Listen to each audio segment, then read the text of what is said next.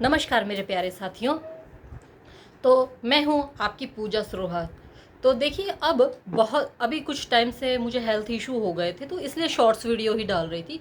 बहुत जल्द मेरे जो दोनों चैनल हैं, चाहे वो बुक टू पूजा हो या पूजा इकोनॉमिक्स हो, उन पर लॉन्ग वीडियो शुरू हो जाएगी, नो इशू।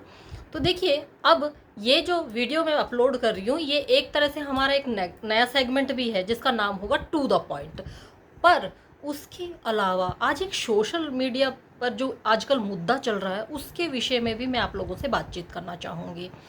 सबसे पहले मैं आप लोगों को एक बात बता दूं, ना तो यहाँ पर मैं किसी का नाम लूँगी और ना ही किसी राजनीतिक पार्टी से मेरा कोई लेना देना है, ना ही मैं किसी सोशल मतलब प्लेटफॉर्म से जुड़ी हुई हूँ। नहीं, मैं सिर्फ एक यूट्यूबर हूँ जो जिसके दो चैनल हैं।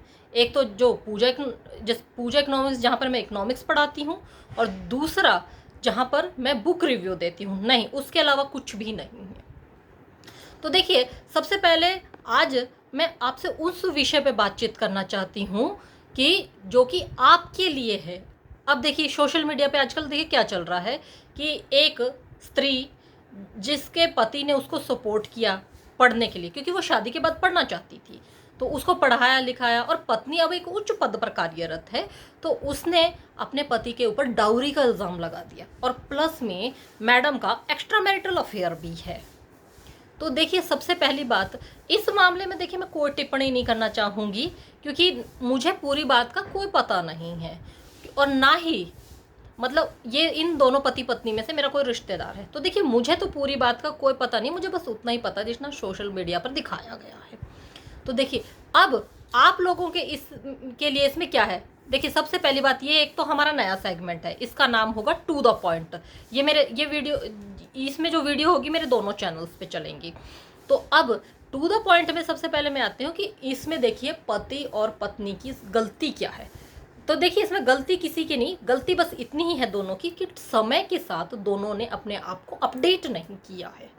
ये एक मोटिवेशनल वीडियो है, ध्यान से सुनिएगा। मैं बुराई नहीं कर रही हूँ, मैं सिर्फ वही बता रही हूँ जो आपके लिए है।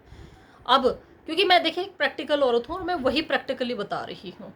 सबसे पहले आपने कहीं सुना भी होगा कि जब तक आप खुद की कदर नहीं करते हैं, कोई और आपकी कदर करने वाला नहीं है, चाहे वो माता पिता ही क्यों ना हो।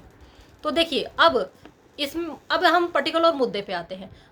पति ने पत्नी को पढ़ाया, सपोर्ट किया, उसको उच्च पद पे बैठाया, तो वो उसी पति ने अपने आप को अपडेट क्यों नहीं किया? उसको किसने मना किया था भाई? ठीक है, अभी पूरी बात सुनिए। तो अब पति जो है चतुर्थ श्रेणी का कर्मचारी था, ग्रेड फोर्थ का कर्मचारी था, तो उसने अपने आप पर मेहनत क्यों नहीं की?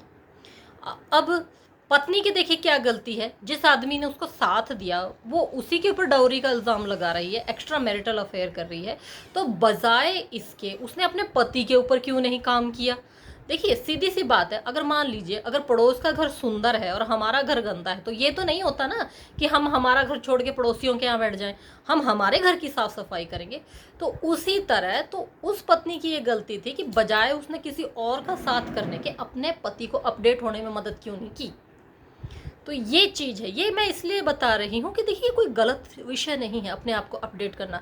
तो देखिए, हम हर दिन ही अपडेट होते हैं।